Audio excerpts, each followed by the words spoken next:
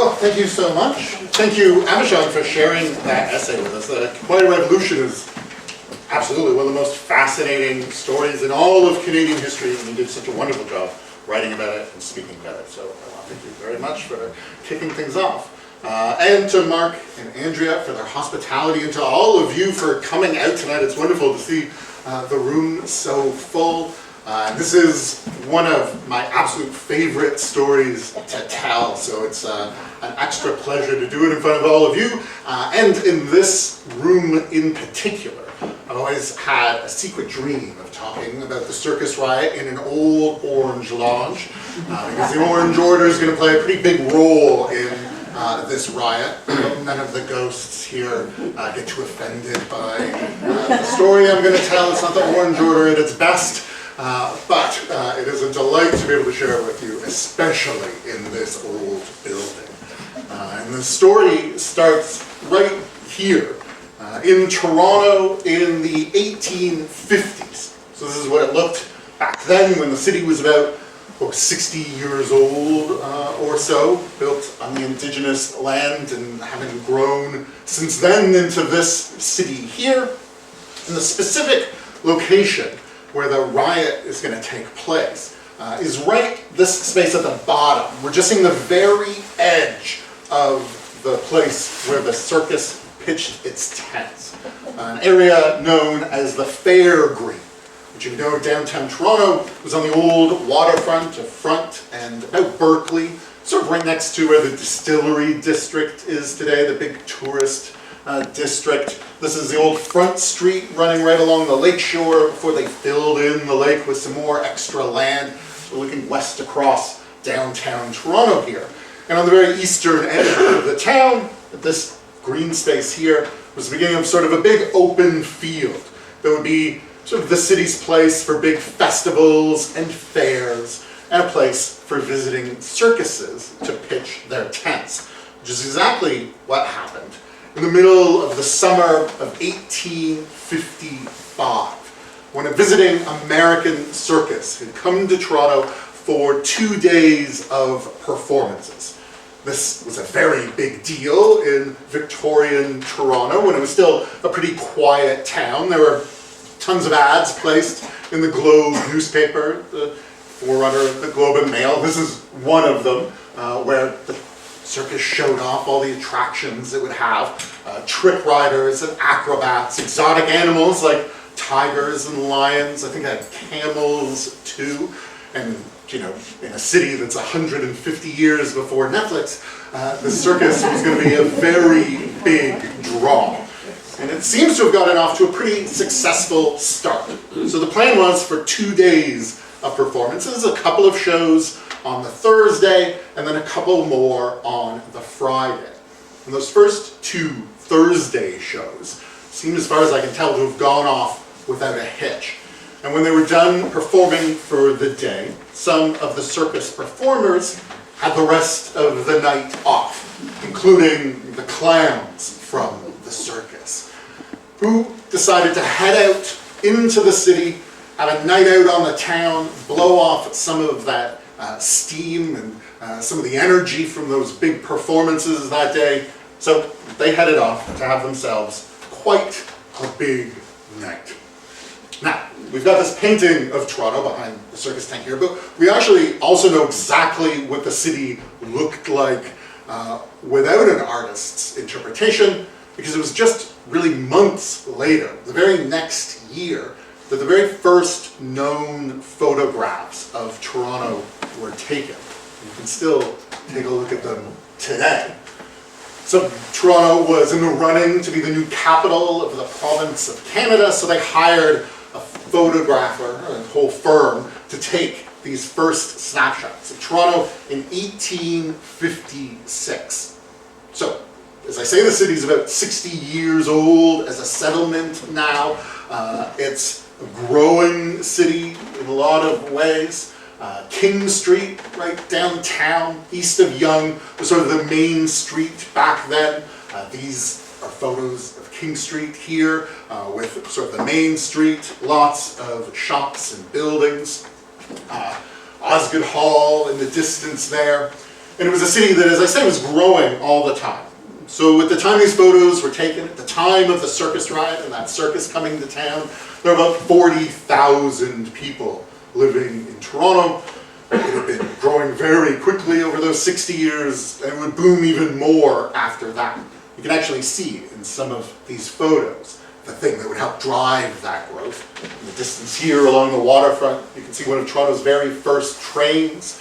When the circus arrived, it had only been 4 years since the first construction on Toronto's first railroad started, connecting it to Collingwood and to the upper Great Lakes and sort of the prairies and forests of northern Ontario beyond.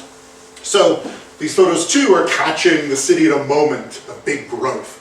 There's construction in a lot of the photos. I know it seems very odd. Toronto today is not a city that ever has any and lots of new buildings going up through the downtown. In fact, there had been a horrible fire just a few years earlier that the city was still recovering from.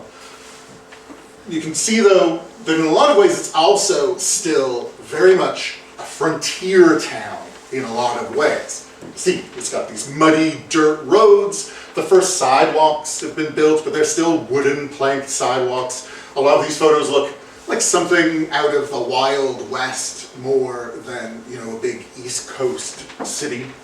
And that would continue to be the case for a few more years to come. And so it was a city that in a lot of ways was a pretty rough and tumble place. A lot of frontier city characteristics.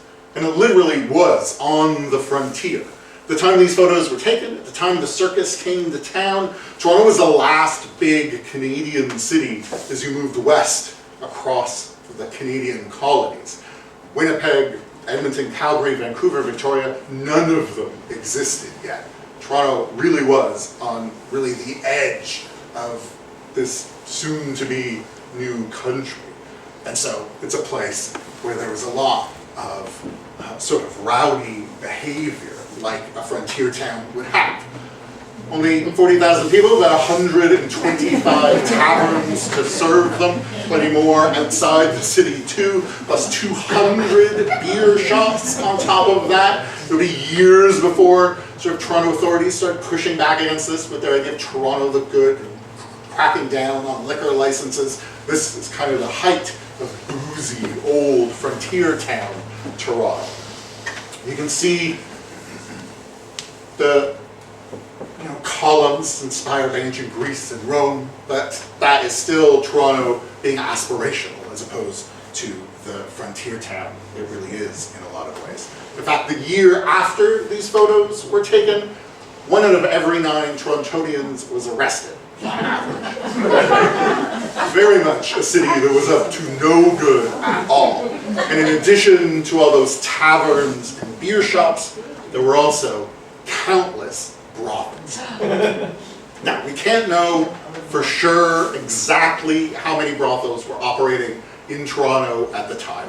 It was all very much illegal, so all very much secretive and underground. The best we can do is sort of piece things together from newspaper reports and from arrest records. That a majority of the women being arrested in Toronto during this period, when 1 out of 9 people in the city was being arrested, were getting arrested on the kind of charges you'd be charged with if you were involved in sex work.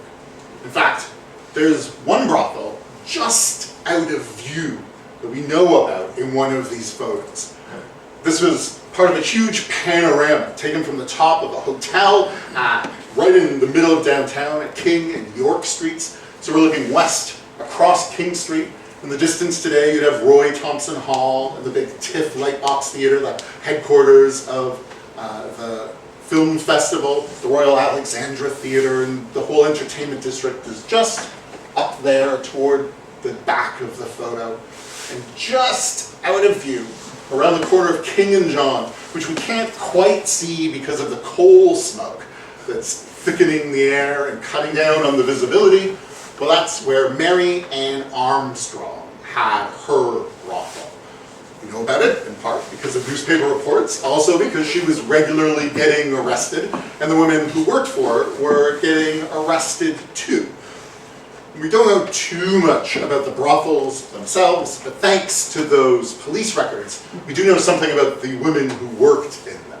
It was mostly women, it was mostly very young women, and it was mostly, specifically, Irish Catholic women. This is just a few years after the height of the potato famine, the Great Hunger, the British policies that helped drive Irish families out of Ireland. In the summer of 1847 alone, 38,000 famine refugees arrived in Toronto, just that one summer. That was double the population of the entire city at the time. That helped transform Toronto in a lot of ways, but a lot of those refugees, those new Irish Catholic arrivals, were still sort of at the bottom of the socio-economic scale. They're the ones who had the hardest time finding good work and getting the support of the community. So it's not a surprise that a lot of the sex workers at brothels like Mary Ann Armstrong's would have been Irish Catholics. It's maybe a little more surprising to know that this is where the clowns headed. We don't automatically associate circus clowns and sex work.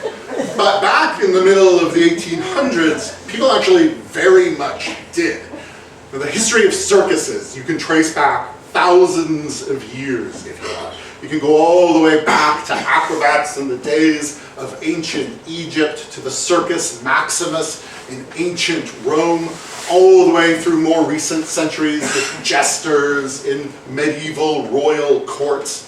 If you're looking for the beginning of sort of modern circuses, the way we know them today, well, that starts in Europe in the 1700s with trick riders. Very specifically, equestrian events like this is where our circuses started. And they built special theaters just for them. So people in cities across Europe could come watch people doing tricks while riding horses. And it's from here that all current circuses sort of took off. They traveled across the ocean to North America, actually the very same year that Toronto was founded. Riots Circus in Philadelphia was the very first North American circus. It opened in 1793, which is the year Toronto was founded. And you can see that in a lot of ways, it's still an old-style European horse-centered circus. As you can see, it's got a permanent building here, even though it has a bit of a tent-like shape. And at the top, you can see there's someone doing a trick on top of a horse. For the decades to come, North American circuses would sort of evolve into the ones we're really familiar with today. They started traveling across the continent and incorporating a bunch of different entertainment. So we started getting acrobats and freak shows even, exotic animals, and clowns as well. And these moving circuses, these traveling circuses, pretty quickly developed a notorious reputation. And it kind of makes sense when you think about it, that these are traveling communities, basically whole towns or cities worth of performers that are up and moving from one community to another, pitching their tents literally on the edge of town, on the edge of society, and then moving on to the next stop pretty quickly before they can get in too much trouble for whatever's been happening in this circus, living literally on the edge. So, circuses in the 1800s became scenes of all kinds of sinful behavior and vice. Circuses become notorious for drinking and gambling and violence too. In fact, some people say that there was basically never a circus performance that didn't end in some kind of violence. One lion tamer said that a circus had to be an efficient fighting unit because you were getting into brawls with locals just all the time. Basically, every night you had to fight your way out at the end of that night of people getting riled up with your performances and with all the drinking and gambling going on. So this lion tamer said, yeah, circuses were almost paramilitaries on their own, traveling from town to town, stirring up trouble. So as a quick aside, I think one of the clowns in this painting is one of the clowns who's in Toronto during our story, maybe even at Marianne Armstrong's brothel that night. Now, circuses were also associated with sex work. And that makes a lot of sense when you think about what acrobats and other circus performers are wearing in the middle of the Victorian era. This is not a time when people are wearing these kinds of outfits very regularly, so going to the circus is also kind of a titillating affair with people wearing skimpier clothes than you're used to wearing in this era of full-length black Queen Victoria style dresses. It's pretty racy stuff at circuses too. And sometimes there'd be stuff happening behind the scenes where sex was being paid for. Now, clowns themselves also have a lot of sin and vice in their very foundations. This is the first modern clown. Joseph Grimaldi basically invented the clown as we think of clowns today. The white face, the funny outfit, the style of clown was called the Joey, in honor of Joseph Grimaldi, who invented it. And his acts were kind of satires of gluttony and of upper-class, wealthy lifestyles. In fact, he'd head out on stage with bottles of wine to drink as part of his act. He'd stuff his oversized pockets full of food and drink as part of that satire. In fact, one of the most commonly cited origins for the rubber duck is that he would stuff actual goose into his pockets as part of the performance to pull them out, showing what kind of gluttonous lifestyle the wealthy lived. And Joseph Grimaldi was a man of big appetites himself. He eventually retired after his physical performances took a toll on his body. He was injured and broken down, and soon after drank himself to death. His son became a clown too. He was also an alcoholic. He'd bring sex workers back to his parents' house at night. So the original clowns are very much wrapped up in this world of vice. So, knowing all that, it's less surprising that the clowns end up at Marianne Armstrong's brothel that night, because that's what clowns did back then. So, maybe it's more surprising then that while they were at Marianne Armstrong's brothel, they also ran into some local Toronto firefighters. Now, these are some firefighters from Chicago. It's the only high-resolution photo of Victorian firefighters I can find. But we can see what Toronto firefighters look like as well, because we've got some images of them in the archives. They look a little more like traditional firefighters with their big hats, though they're very well dressed. This guy's almost looks like he has a suit on. But they too are notorious figures in the middle of the 1800s. So these are the days before there's a central, professional, city-run public fire department. They're just a bunch of competing fire departments. In Toronto, they're mostly volunteers. They're not working for the city at all. A lot of cities have problems with firefighters and rioting because when a fire breaks out, all the nearby fire brigades rush to the fire and try to be the first one there so that they're the ones who can put out the flames and then get paid for it.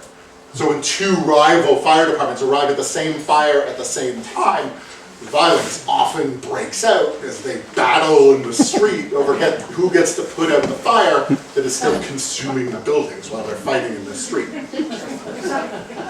In Toronto, there was one fire brigade, the Hook and Ladder Fire Company, the ones who showed up at the brothel that night, who just 2 or 3 weeks earlier had been involved in their own notorious riot. There was a massive scandal in Toronto that summer.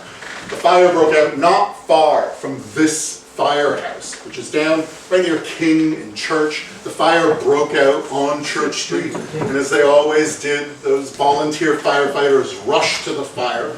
I'm not sure if that night they fought against another brigade to see who got to put out the flames. So what they did do was that instead of prioritizing putting out the fires, They instead started looting the houses and businesses that were on fire and just stealing the stuff out of them to take home. And when the police were called to go deal with this situation, the firefighters turned on the police officers and started beating them up, as well as the business and homeowners. It became known as the Firemen's Riot. This is an article from the Globe. There's a huge sort of soul searching by the city to figure out how to deal with this problem, and the fact that the city also had very poor water pressure, so putting out fires wasn't easy even when the firefighters weren't looting the houses. And again, this is only 2 or 3 weeks before these firefighters head to Mary Ann Armstrong's brothel and run into those scandalous circus clowns. We don't know exactly how the fight started. The details are a little unclear. Different sources give different reasons. Some say that the clowns cut in line in front of the firefighters, and the firefighters took offense. Some say one of the clowns knocked a hat off the firefighter's head, and that the brawl started that way. What we do know is that it must have been a pretty vicious fight, because these were two battle-hardened factions, the clowns and the firefighters. They were caught up in brawls and riots all the time. And we know that that night, that Thursday at Mary Ann Armstrong's brothel, it was the clowns who ended up winning the battle. I've added a black eye and a band-aid to the firefighters, a visual learner. And the firefighters were the ones who were forced to retreat in defeat, while the clowns were able to continue on enjoying their night at the brothel. But the clowns had made a terrible mistake. They had picked a fight with the wrong guys on the wrong night of the year. They would come to regret it deeply. And to understand just what a big mistake those clowns had made, it helps to rewind back even further in time. In fact, by more than 300 years, and head across the ocean to the 1530s at the royal court in England, because that's where the trouble really starts, and it starts with this man. You might know him, and you probably, if you're history lovers, already know this story very well. But King Edward VIII of England was one of history's most notoriously horny men. So much so that he wanted to divorce his first wife, Catherine of Aragon, and marry the woman he'd fallen in love with, Anne Boleyn. And when the Pope wanted to stop him, King Henry decided to break with Rome, defect from Catholicism, and adopt Protestantism instead, which was all the rage anyway, and gave King Henry an excuse to shut down all the monasteries and take all their stuff. And as the head of the new Church of England, the Anglican religion, as a new Protestant denomination, he would give himself the power to divorce his first wife and marry Anne Boleyn. A marriage that was a huge, rousing success, right? Until the point where it all went wrong and he beheaded her and married those 4 other women in the years to come. All of which I tell you mostly just to set up the fact that in England, for a long time, Catholicism is illegal on and off, and Protestantism, the Church of England, is the official state religion. In fact, you can be killed, executed at times for practicing Catholicism. There are priests hiding in walls all over the country, which carries on and off for quite a long time, and makes it really awkward a century later when England finds itself with a Catholic king. Catholic is a hated religion officially in the country, and now they've got a ruler who's Catholic. And England's Protestants were sort of okay with this because King James's kids kept dying young. So he wouldn't be able to pass the crown down to a Catholic child. The next in line was a Protestant, so this was going to be a momentary blip, and the Protestant line would carry on from here.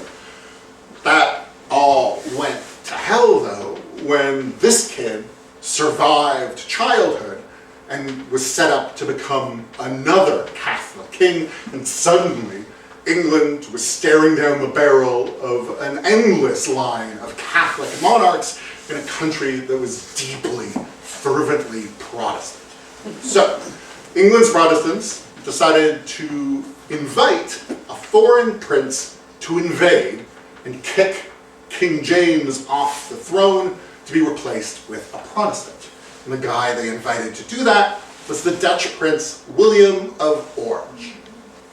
And his weird-looking horse. I don't know who painted this horse. If you look closely, this doesn't look like a horse's face at all. Very disturbing. You can see why in most paintings of William you get him riding a beautiful white horse instead, because this one there's something wrong with it. So, William of Orange is Dutch. The Netherlands still wears orange soccer jerseys to this day. William of Orange is invited to invade, overthrow the British monarchy, and put himself on the throne instead. In England, that mostly goes over well, deeply Protestant. There's not much resistance. In Scotland, there's a little bit of resistance. In Ireland, which is so deeply Catholic, there is a ton of resistance. And King William has to fight his way through a bunch of Catholics to take the throne. The most famous, or infamous, depending on how you remember it, battle of that war is the Battle of the Boyne, fought in Northern Ireland in 1690. So, more than 300 years ago. King William defeats the Catholics in Northern Ireland, and it's been celebrated by Protestants in Northern Ireland ever since. So if you go visit cities like Belfast and Derry or Londonderry today, you'll still find King William all over the place, riding his much more aesthetically pleasing, famous white horse, with the date, 1690, frequently written next to him. Sometimes they even write out the actual date of the battle being on the 12th of July. And this has been a huge date, a huge anniversary, a huge day on the calendar in Northern Ireland ever since it still is today. And King William, you'll still find him all over Northern Ireland in Protestant neighborhoods. On murals like this, they've even got the orange tiger lilies that are deeply associated with him. And you'll find him on the banners of the Orange Order too. The Orange Order is founded in Northern Ireland in the late 1700s, a century later, named Orange in his honor, with him riding his nice white horse on the banners they carry in parades every year. The Orange Order is the social organization deeply committed to carrying on that vision for Northern Ireland. It's an organization that is deeply pro-Britain, wants to keep Northern Ireland as part of the United Kingdom, not join up with the rest of the Republic of Ireland, which is so deeply Catholic. It's also very pro-monarchy, pro-sort of conservative British values and politics, very much a supporter of the Tory party in the UK, and very proudly British. As you can see on this banner for one of their parades, proud to be British, no surrender, still echoing those days of fighting over the throne. They do wear badges, you'll see in this photo, that say LOL. That is not laugh out loud. Not a jokey symbol. That's a Loyal Orange Lodge. You can tell by their faces, they're very serious about all of this. Look at the faces, not the badges, is my advice. They're also deeply Protestant, fervently Protestant, and deeply anti-Catholic. In fact, through the Troubles in more recent decades, the Orange Lodge was deeply associated with the Protestant paramilitary groups fighting on the other side from the IRA, on the Catholic side of those decades of bloodshed and violence.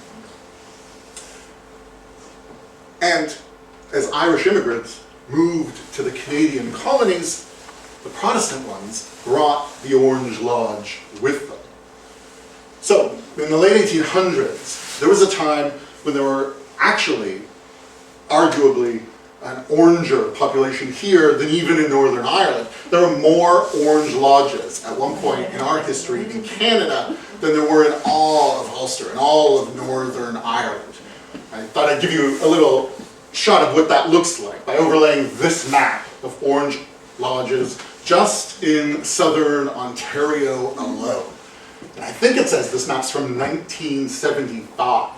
So not long ago, even at all, there's still all these Orange Lodges standing across southern Ontario, including this building here at one point being an Orange Lodge. There's a chance, in fact, that we might be this dot right there. Could be us, could be the one in Bondhead that I took a lovely tour from June earlier today that's been restored there. You can see just how many there are. You can see too this big mass of black dots on the northern shore of Lake Ontario, and that's Toronto, arguably the most orange city in all of Canada. At the time of Confederation, a third of all Canadian men either were in the Orange Order or had been Orangemen before. Just a vast impact on the entire country that included our first Prime Minister, Sir John A. Macdonald, who was an Orangeman himself. They say that the federal Conservatives kept 3 seats in their cabinet every time they formed a government just for Orange Order members, because the Orange Order played a huge role in getting them elected. And as I say, Toronto was maybe the orangest city of all of those Canadian cities. Toronto in the 1850s and the whole sort of second half of the 1800s was an incredibly Irish city. It's hard to even wrap your head around today how Irish it was. In the late 1800s, a third of all people living in Toronto had been born in Ireland. A third. It was more Irish. That's a higher percentage even than cities like Boston and New York that are more famously Irish today. It was the most Irish city on the continent.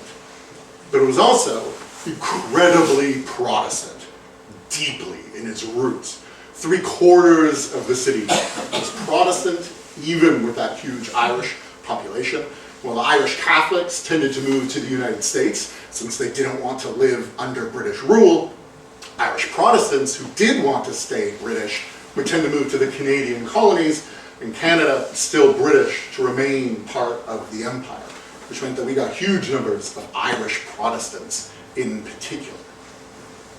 But we had plenty of Irish Catholics too, thanks in part to the famine and that wave of refugees. And with all these Irish people from both sides of that religious divide moving here, and moving to Toronto in particular, a lot of the problems of Northern Ireland became the problems of Toronto as well. It's not a coincidence that Toronto earned the nickname the Belfast of Canada, which was true in the makeup of the population in a lot of ways, and also in the violence happening in the streets. So the Orange Order was a huge force in Toronto and across Ontario and the rest of Canada for a very long time to come. We had our own Orange Lodges like this one, we had our own Orange Parades. You can see the vision for Canada the Orange Order had: one God, one faith, one empire. It's a day where there are a lot of battles between the idea of either being a monoculture, like so many European countries that have one dominant culture, one dominant religion, whether Canada should be like that, or more multicultural, at least bicultural, with French, Canadian Catholics playing a big role or not. And battles too over how British we should or shouldn't be into the future. So the Orange Order has a huge influence here, has its own Orange Lodges, has its own banners just like that Orange Order parade in Northern Ireland with King William on his pretty white horse, but this one is a banner that flew at one of the Orange Lodges in Toronto instead of in Northern Ireland. For the next century to come, the Orange Order was the single most dominant force in Toronto politics. It might be the single most dominant force in the entire history of the city. And it controlled City Hall for basically 120 years. Which meant that if you wanted to get any public job at all, you basically had to be a member of the Orange Lodge. during this entire century, from the 1850s all the way up to the 1950s. This system was in place. You were part of this fraternal order. The Orange Lodge looked after other Orangemen, so if the Orange people were in power, the Orangemen would give other Orangemen the best jobs. So public jobs working for the government, civil servants, the police force, and the fire department. All Orange Order members, almost exclusively. As I say, the Orange Order looked out for other members of the Orange Order. That was a big part of the point, is the society to help support each other. And in Toronto, that went to extremes. So, all the firefighters in Toronto were Orange Lodge members.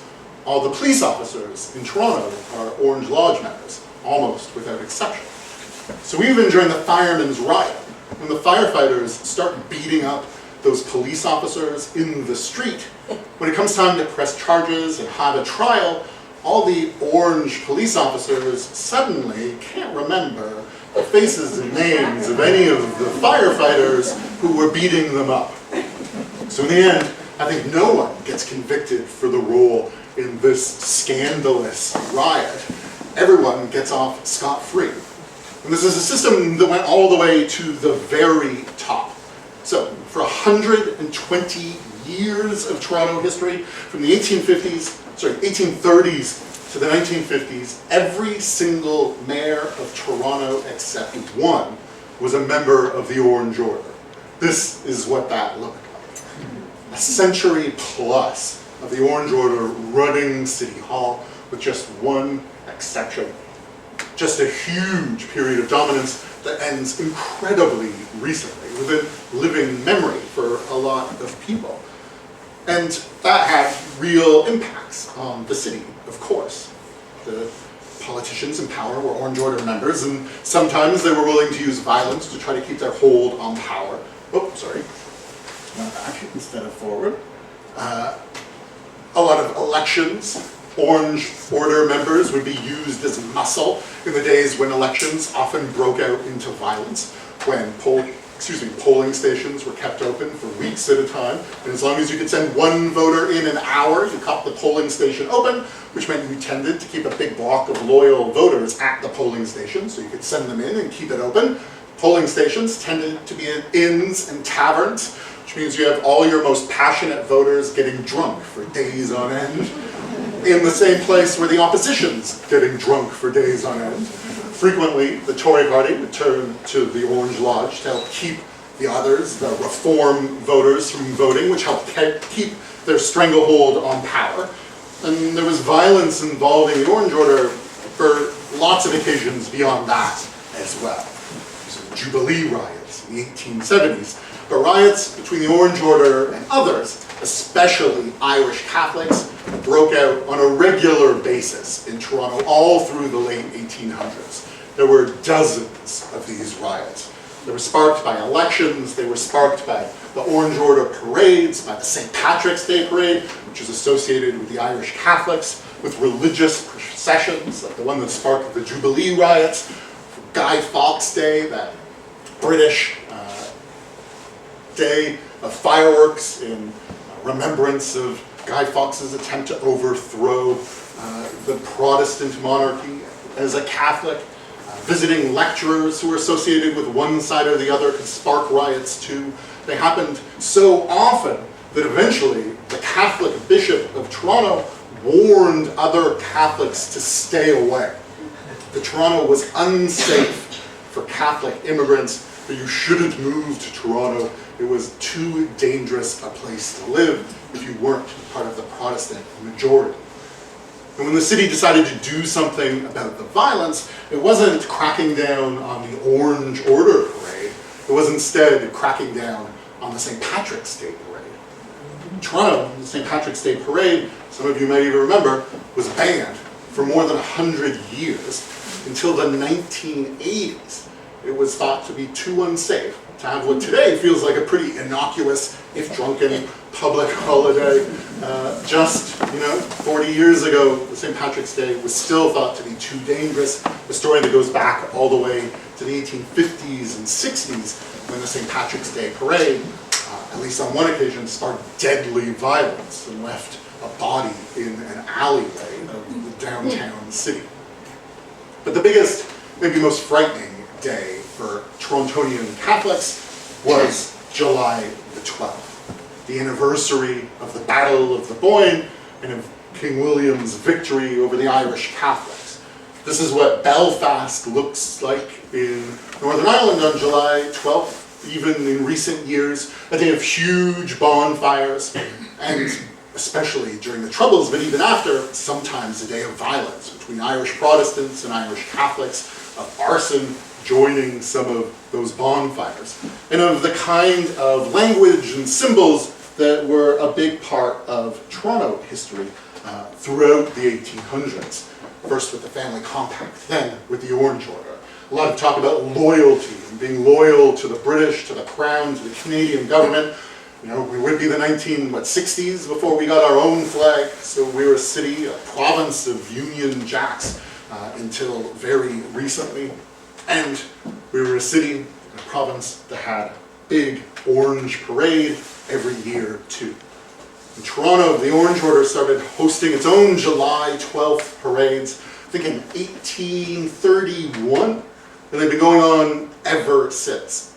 So the City of Toronto archives are filled with photos of orange parades like this one. You can see them, their big banner there in 1867 or so. This, I think, along King Street in the early 1900s. Big marching bands, just like they have in Northern Ireland and still have today. The parades were attended by all of the most powerful people in the city. The mayor would march as part of the Orange Parade, the head of the TTC, the head of the police chief, the fire chief, big civil servants marching in it as well. Eventually became basically an unofficial public holiday in Toronto. Tens of thousands of people would go watch the parade, thousands of people would march in it. City employees would get the day off with pay so that they could head out to the parade. And Toronto's Irish Catholic families would know that that was a day it was probably best to stay inside, keep your children close, make sure they didn't accidentally end up attracting or getting into any trouble with the marching Orange Order youth. The Orange Lodge still holds its parade in Toronto. Even in recent decades, you've always got King William riding his white horse at the front of the parade. And today it's smaller even than these photos from the 70s and the 80s. But every year someone I know on Facebook will stumble across it happening somewhere in the East End. A shadow of what it once was, but still something that still happens in Toronto in 2024. In fact, in the 1980s, some Torontonian Orange Lodge members were arrested after running guns into Northern Ireland, taking an active role in the Troubles, on trial at a Toronto courthouse for their role arming paramilitaries in cities like Belfast. All of which is really just to say that the clowns had picked the wrong guys because the firefighters were all part of the Orange Order in a deeply orange town. And on top of that, they had picked absolutely the wrong day to pick that fight. Because that Thursday night in July of 1855 was July the 12th, the most orange night of the year, the night when those firefighters would be the most worked up, and when their orange allies would be the most worked up too. So, the next morning, the Friday, our attention turns back to the fair room and to the tents pitched there for the circus. This was no ordinary circus. It was actually one of the biggest, most famous circuses on the continent. It was run by this guy, Seth Benedict Howes, S.B. Howes, one of the biggest circus promoters in history. Just a giant who helped transform it from the days of trick riding into the modern traveling circuses we still have today. One famous clown called him one of the most famous showmen the world has ever known, and the shrewdest circus man who was ever on the road. He had started himself as a young man as a trick rider in those early circuses, and he's the guy who came up with a lot of the ideas for modern circuses. he had gotten to work with P.T. Barnum, back when P.T. Barnum would become the greatest showman, the most famous of all circus promoters. Back when P.T. Barnum just had a museum of curiosities in New York. It was S.B. Howes who convinced him that he should head out on the road as a way to promote his museum in New York. It's S.B. Howes who convinced him to start including exotic animals as part of those traveling circuses. S.B. Howes is thought to be the first person in North America to import a herd of elephants into the continent, a legacy that a lot of people are reassessing today. He then also went off on his own and had his own circuses that toured North America, were a huge hit. So big that he even got to take it across the ocean to England. This is his most famous sort of trick rider horse. And there in the front row is Queen Victoria taking it all in, along with her family. There's Prince Albert there. So S.B. Howes is at the very, very top of the circus game, which means it's an even bigger deal that this circus is in Toronto, and those Thursday shows must have been attended by big, loving crowds. The crowd that showed up the day after the brawl at the brothel was a different kind of crowd. This was an orange, angry orange crowd. One might call it, in fact, a mob. We know from reports from the time some of what the mob started yelling at the circus that day. Things like, "Murder the damn Yankee son of a bitches." Toronto, still a very anti-American town back then. It hadn't been long since the War of 1812, still in living memory. There'd be fears again during the American Civil War just a decade later. So the fact they were American and visiting from the States did not help. Some grisly threats too. We'll have the livers out of them, which is not something I hope ever happens to any of us. And inside, I imagine the circus performers were probably getting worried. As I say, this kind of thing happened at circuses all the time. So much so that just a few years before this, some circus performers started organizing their own sort of early warning system. There was one circus in the States when a local fan or anti-fan of the circus started making trouble, and it was clear there was going to be yet another brawl. One of the circus performers called out to a friend of his called Rube, said, "Hey Rube," to get him to come help with the fight, and that sort of took off as a shorthand for circuses across North America. That when anybody called, "Hey Rube," you know that there's trouble brewing, and that all the circus performers and carnies, whoever's there, has to rush to the scene to all support whoever's going to end up in this fight. One of those famous clowns said that "Hey Rube" was a terrible cry, meaning that a fierce, deadly fight is on, and that men must band together in a struggle that means life or death. We don't know for sure whether the Toronto circus that day shouted "Hey Rube" or not, but it had been a few years at this point, and circuses traveled around, so I imagine they probably did, as that mob got more and more threatening, and as the violence began to break out, the circus performers were probably trying to present a united front after hearing that cry of "Hey Rube." The mob started throwing stones at the tents and at the performers. They started setting fire to the tents and tearing them down, too, as the circus riot really got underway. There's stories of circus performers fleeing the scene, heading down to the lake right there, trying to escape the firefighters and their orange allies who are now attacking the circus with full gusto. Circus performers trying to take shelter in the waves, trying to escape getting beat up, and just heading out as deep into Lake Ontario as they could. Some of the rioters started trying to set fire even to the cages of the animals. And it's at that moment that the police finally intervened. The police station was in City Hall, just around the corner. It's not the St. Lawrence Market, so they didn't have to go far to find the police officers. And the police officers did arrive on the scene just in time to keep them from setting fire to those poor, innocent animals who hadn't been at the brothel, hadn't picked a fight, and weren't Americans probably at all. But that's said to be the only thing the police did that day. That this police force was much more used to joining in on riots than in stopping them. The police chief at the time was this guy, Samuel Sherwood. He's most famous, other than being the police chief, for having orchestrated a deadly riot a decade earlier. But when his brother lost an election, he got a bunch of Orange Order Tory party guys together at a hotel. One of them fired a gun at a window and killed an opposition, one of the Reform Party members, dead on Church Street. When Dickens visited a few years later, Charles Dickens was even appalled by that story and by how orange the city was. He wrote about it in his travel diaries.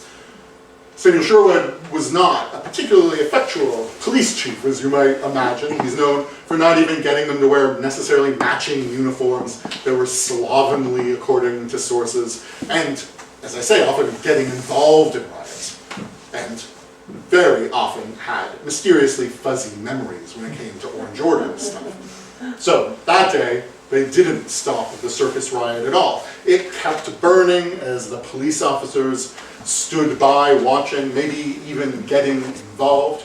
Eventually, people again had to rush off to the police station, which was also City Hall, and call for the mayor to get involved directly. This is old St. Lawrence Hall. That square bit in the middle, still part of St. Lawrence Market today. The old City Hall chambers are a little art gallery on the second floor that's free to go visit. They still got the old mayor's chair inside there. And in 1855, this is the guy who was the mayor of Toronto, George William Allen. It's a fascinating figure. His dad had been the city's first postmaster in its sort of founding days. As a teenager, he fought against the Mackenzie's rebels during the big Upper Canadian Rebellion. He traveled the world. This is a man who's sailed on the Nile and visited Turkey. He would become one of the first Canadian senators. The very first set of senators ever appointed includes George William Allen. He's the guy Allen Gardens in Toronto, the park is named after. And even though he himself was a hardcore Orange member who'd been elected thanks to the support of the Orange Lodge, as every mayor for 120 years except one was, he still didn't want this kind of violence breaking out sort of in the heart of his city. So he headed down to the Fair Green himself and decided to take an active role in trying to stop the riot. He said even to have grabbed an axe out of the hands of one of the rioters as they went to kill one of the circus performers during this violence. In the end, Mayor Allen called in the militia to put down the riot and do what the police had sort of been refusing to do. And with that, things finally quieted down.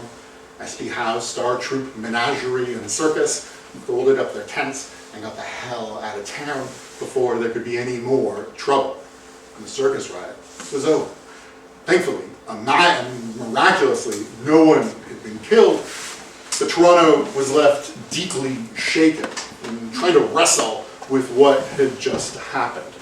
The Globe newspaper wrote that it seemed as if the city was at the mercy of a band of ruffians, young men in the Orange Order, particularly causing trouble, who may kill, burn, or destroy as they please. Again, this is only weeks after the firemen's riots too. And that the law was perfectly powerless either to prevent or punish these misdeeds. The law and order in Toronto seemed to be collapsing as far as the Globe was concerned. There's a big inquiry launched into the circus riot. You can see that in the Globe archives too, that there's a big investigation of exactly what had went wrong and how to prevent it. But there have been investigations into the firemen's riot too. And when it came time for arrests and prosecutions, again, no one in the Orange Order could remember who was involved in that violence. And so it took a few years for things to really change.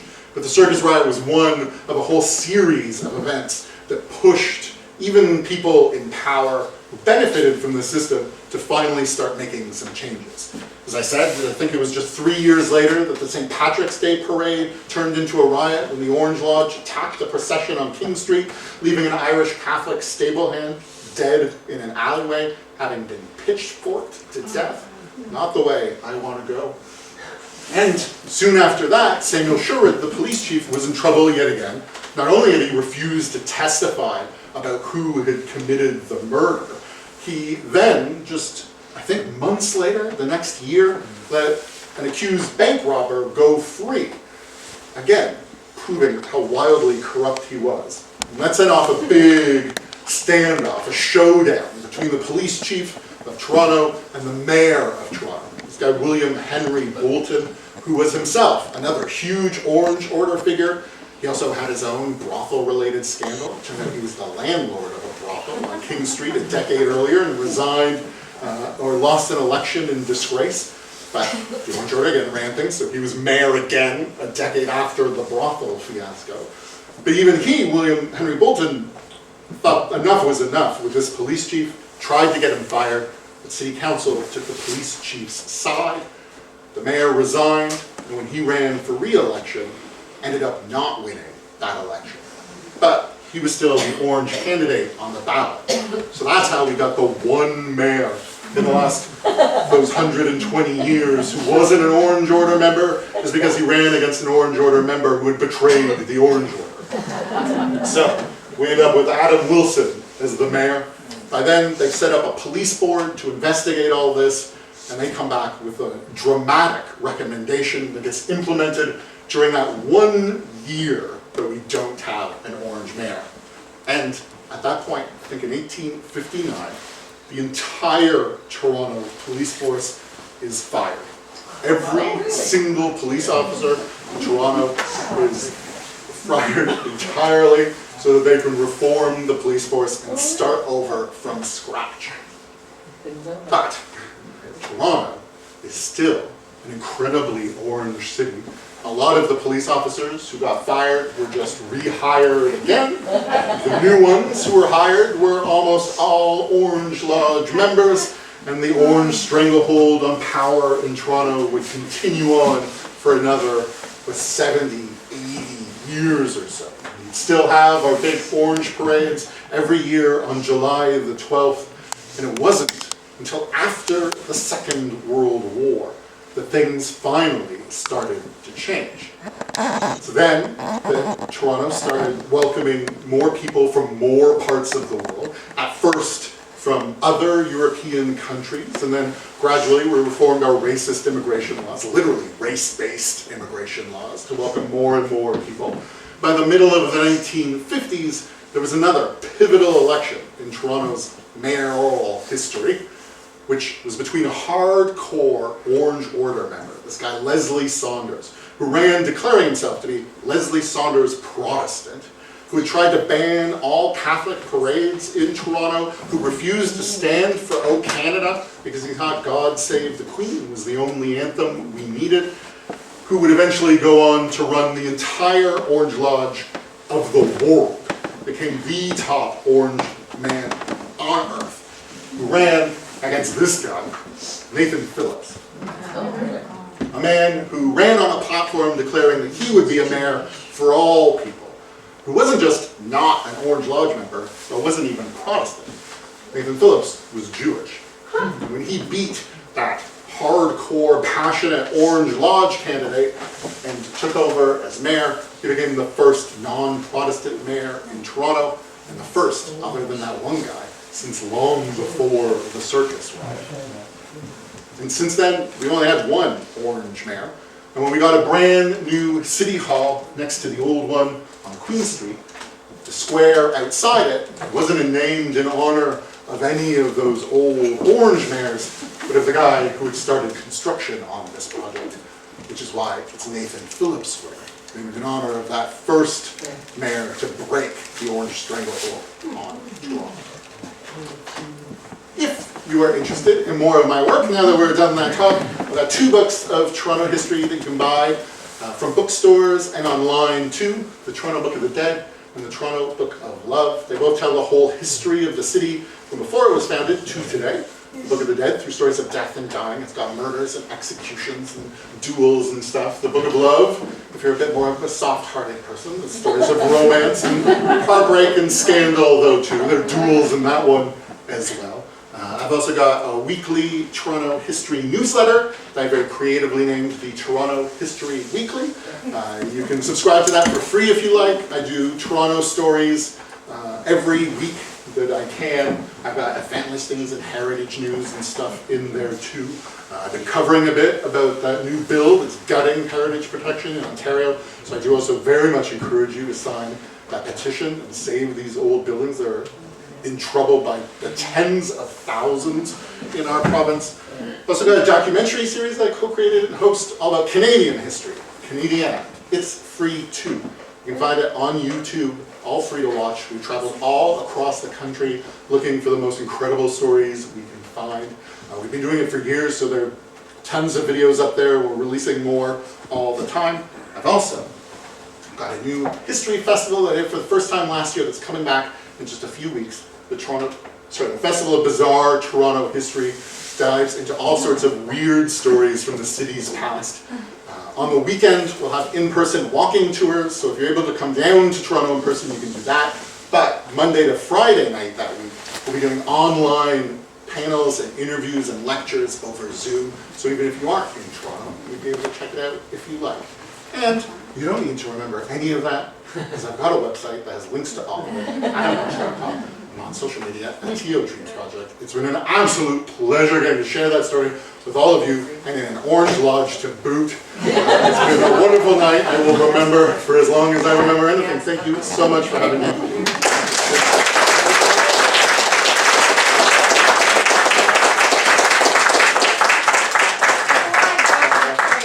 Dying to. Just a couple of questions, if you don't mind. Oh, absolutely. Entertaining Fire of you, away. and then I'll. Yes. So, I think it was 1988 or so, and I was the librarian in Beaton, and the Orange Parade was in Beaton that year. And so I could stand in the door of the library and watch this, what I thought was extinct organization parade down the streets of Beaton.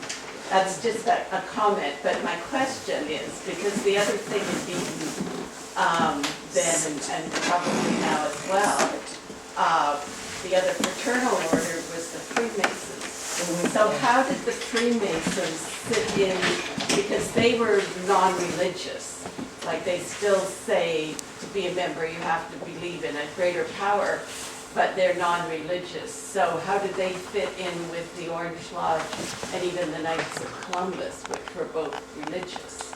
I don't know too much about it, but I do know that the Masons were around. They existed in Toronto for sure. We have old Masonic temples, Masonic lodges, some like huge famous one in Toronto, right on Yonge Street at Church. So they were around and operating too, and a lot of the same principles of like helping each other out and being this fraternal society. But a little more secretive, I think, in the Orange Order, and in Toronto, less powerful too. So they definitely left less of a legacy on Toronto than the Orange Order. And yeah, you will see Orange Order members out and about. I once made a joke at the beginning of this talk when I did it in Etobicoke that I hope no Orange Lodge members were present that day, and then a guy came up to me after who seemed relatively angry. Questions about whether I was Catholic or not, and when I said no, he was like, well, I was just wondering whether you're biased, and I'll leave it at that. But I'm just repeating what I've learned. And you'll see little hints of it too. So whole buildings like this still exist, that you might not know what the history of it is. In Toronto, you'll see King William on his horse here and there around the city. There's like a coffee shop in Little Italy where if you look up, there's King William on his horse in the stonework. And in Toronto and all over Ontario, when you drive through our province, through southern Ontario in the summer, you'll see just how many tiger lilies are growing in the ditches by the road, and they're in front gardens all over the place. And I have heard, though I haven't been able to find direct evidence that the reason that they're there is because our city's been such, and our province was such an orange place that they just spread seeds all over the place. And since they come back every year, and they're deeply associated with the Orange Order. They're known as 12th of July lilies, as well as being tiger lilies, because they bloom around the 12th of July, but you can still see in a surprisingly, unexpectedly beautiful way, a bit of that legacy even now. Yes? You mentioned after Nathan Phillips, there was one more orange Yes. mayor. Who was that? That was Denison. I think it's William Denison. In the 70s? 60s, late 60s. This Denison, he's the last one that we've had, so we've now gone almost 60 years without one. And it would be a surprise now to have one since there are so few Orange Lodge members left in Toronto, though still a few around, as I said. Yeah. Masons in the Orange Lodge must have got together somehow or another, because my great-great-grandfather was a firefighter in Toronto. He was a Wesleyan, he was a Methodist, but he was a Mason. And his wife's father was a Tyler of the Orange Lodge in Toronto. I imagine a lot of people were They did. members of both, too. Yeah, yeah. There So was he must, great-great-grandpa must also have been, a member of the Orange Lodge as well as his father-in-law, And I know that his brother-in-law, who was also a captain in the fire department, was a member of the Orange Lodge and also a Mason, so. Yeah. Yeah. Anthony? Yeah. So the Globe, they have been run primarily by Orange men, or what? And why would they have been so vocal against what was going on? They were definitely deeply in opposition to the Tories, who were Yeah. supported by the Orange Lodge. The Globe is founded by George Brown, who the college is named after, where I teach, and who's a father of Confederation, who is a deep sort of reform guy in the early years, and by the end of his career, that sort of evolved through some stages into today's liberal. So very anti-Tory. Sir Johnny MacDonald's big rival in Toronto. So he's definitely, and his newspaper is definitely more openly critical of sort of conservatism in Toronto, and the Orange Lodge plays a big role in that. Yeah. Yeah. Which building is it on College, the building you're talking about in the little, Yeah. what is it, which one? It's on the north side, I think maybe at Euclid, if I'm remembering right. It used to be a Starbucks, and now it's either a coffee shop or a restaurant. It's right on the corner of one of the blocks, and he's just up above, right toward the top of the building. So if you walk down College someday, and just keep your eye on all the corners. I used to live northwest like corners. right there on Euclid, actually, so that's funny. Yeah, and you would have noticed Okay, him. They did some restoration work recently, I think is how I heard he was there, and then once you know he's there, he's easy to find. Okay, thanks. Yeah. Jude. I have a story from Vaughan Head. Sir William Osler was born there, as most of you know. And when he was about 6 years old, it was July the 12th, and there was an Orangeman's parade that was marching down the 7th concession. And it was going right by the manse. His father was a minister there. And he thought the parade was for him.